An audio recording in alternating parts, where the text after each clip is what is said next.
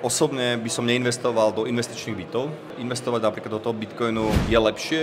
Myslím si, že je dobré vlastniť miesto, kde bývate. Hej. Problém je s nehnuteľnosťami taký, že cez tú nehnuteľnosť štát stále drží za gule. Musíš platiť daň z nehnuteľnosti. Daň z nehnuteľnosti sa bude len zväčšovať, keď ju prestaneš platiť, štát ti môže tú nehnuteľnosť zahábať. To znamená, že reálne tú nehnuteľnosť akože nevlastníš. Ďalší problém je v tom, že ty reálne máš malú kontrolu nad tým, čo si tam môžeš slobodne postaviť, pretože potrebuješ stavebné povolenie na úplne všetko, hej. Chceš si postaviť plot, garáž, čokoľvek, potrebuješ proste od nejakého byrokrata razítko, pečiatku, čakáš 2 roky a po 2 rokoch ti vôbec nemusí dať, hej. Nemáš takú kontrolu ako nad tým Bitcoinom. Ďalší problém, štát ti môže zobrať, keď vyhlási na teba exekúciu. Keď máš Bitcoin na trezore zaheslovaný, nestane sa to, štát nevie nič zobrať. Prevádzkové náklady, tá údržba, ktorá je drahá. Ďalší problém môže byť to, že keď to prenajímaš, tak musíš platiť napríklad za dane z prenájmu. Ja osobne mám kamaráta momentálne, ktorý vlastní niekoľko nehnuteľností v Bratislave, veľkých nehnuteľností a presne z týchto dôvodov a hlavne z toho, že to je náročné na údržbu a tak ďalej, všetko to predáva a investuje do Bitcoinu. Ja mu úplne rozumiem, lebo to je niečo, o čo sa netreba starať a máš tam vyššie ROI,